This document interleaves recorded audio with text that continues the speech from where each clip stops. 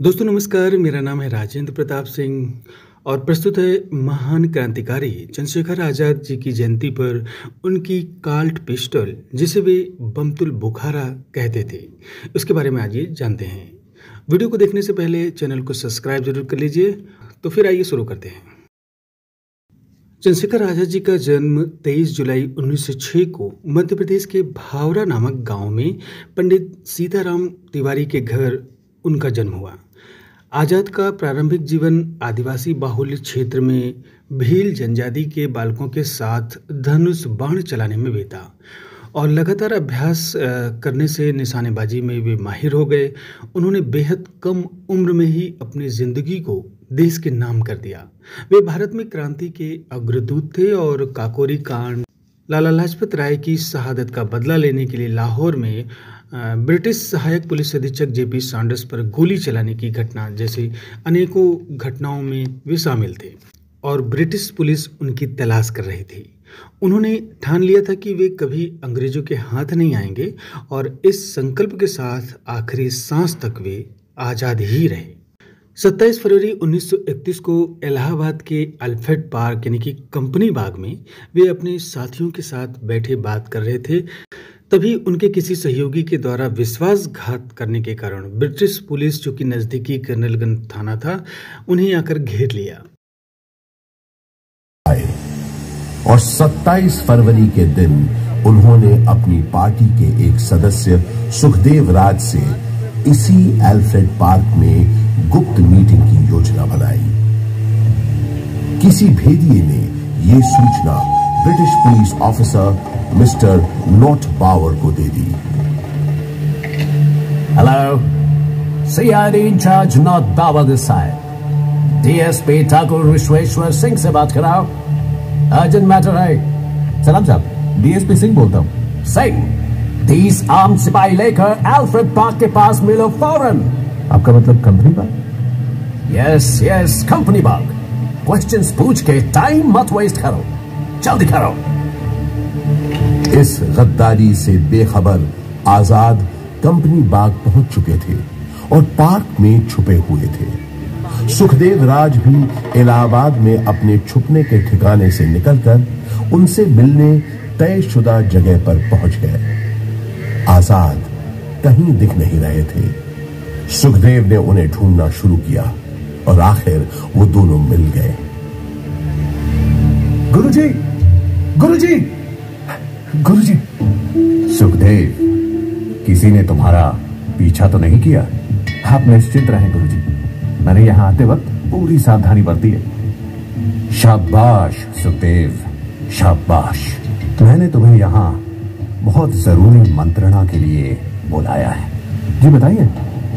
मैं चाहता हूं कि तुम और तुम्हारे 4-5 विश्वास पात्र साथी। आजाद और सुखदेव की बातचीत शुरू हुए ज्यादा देर नहीं हुई थी कि नॉट बावर 30 राइफलधारी सिपाहियों के साथ यहां पहुंच गया। Mister Chandrashekhar Tiwari, you have been surrounded by police. तुम्हें पुलिस ने घेर लिया है। तुम आज यहां से बचकर नहीं जा पाओगे। Surrender yourself. सुखदेव, तुम निकलो फौरन। नहीं गुरुजी, मैं आपको अकेला छोड़कर नहीं जाऊंगा। बहस मत करो, जाओ, ये मेरा आदेश है, जाओ। पर आप, जब तक मेरे पास ये मेरी बमतुल बुखारा है, मेरा कोई बाल भी बाका नहीं कर सकता। अब जल्दी जाओ यहां से, और जब तक मेरा अगला संदेश न मिले तब तक चौकन्ने रहना, संभल कर रहना। सुखदेव, अब जाओ यहां से, तब तक मैं इनको रोकता हूं। पल भर में नॉट बावर ने आजाद पर गोलियां बरसानी शुरू कर दी। आजाद यहीं बगल में जामुन के पेड़ के पीछे छुपे पुलिस बहादुरी के साथ मुकाबला किया। जामुन के पेड़ के पीछे खड़े थे, तभी पुलिस की एक गोली उनकी जांघ पर लगी और वे गिर पड़े। फिर भी उन्होंने पुलिस से मुकाबला जारी रखा। आखिर में जब उनके पिस्तौल में सिर्फ एक गोली बची और चारों तरफ से ब्रिटिश पुलिस उन्हें घेरे हुई थी,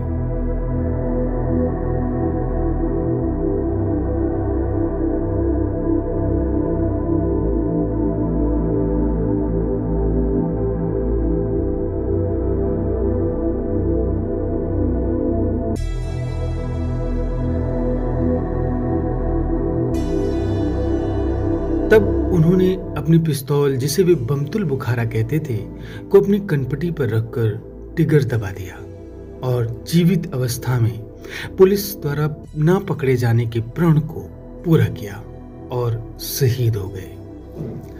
क्रांतिवीर चंद्रशेखर आजाद की यह काल्ट पिस्टल, जो .32 बोर की है, जिसका नाम स्वयं आजाद ने बमतुल बुखारा रखा था, वर्तमान में इलाहाबाद संग्रहालय प्रयागराज में सुरक्षित रखी हुई है। यह पिस्तौल इलाहाबाद संग्रहालय को 3 जुलाई 1976 को उत्तर प्रदेश शासन से प्राप्त हुई थी।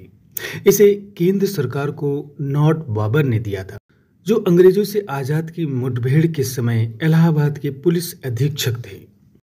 संग्रहालय के विशेषज्ञ बताते हैं कि इस पिस्टल से फायर होने पर आज भी कड़क आवाज निकल सकती है।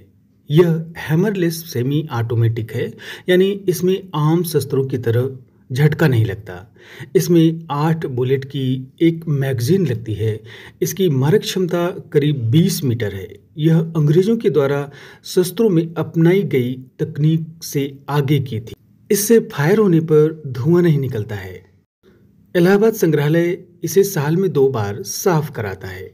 इसीलिए चंद्रशेखर आजाद की यह पिस्तौल आज भी पहले की तरह चालू हालत में है। पहले यह पिस्तौल संग्रहालय के सेंट्रल हॉल में रखी गई थी। वर्तमान में इसे आजाद कला वेदिका में प्रदर्शित किया गया है।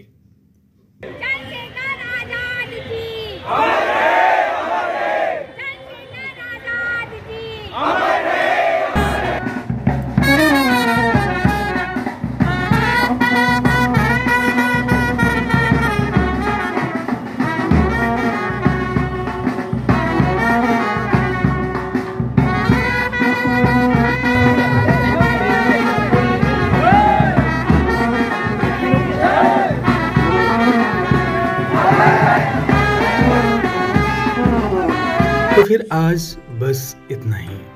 नमस्कार।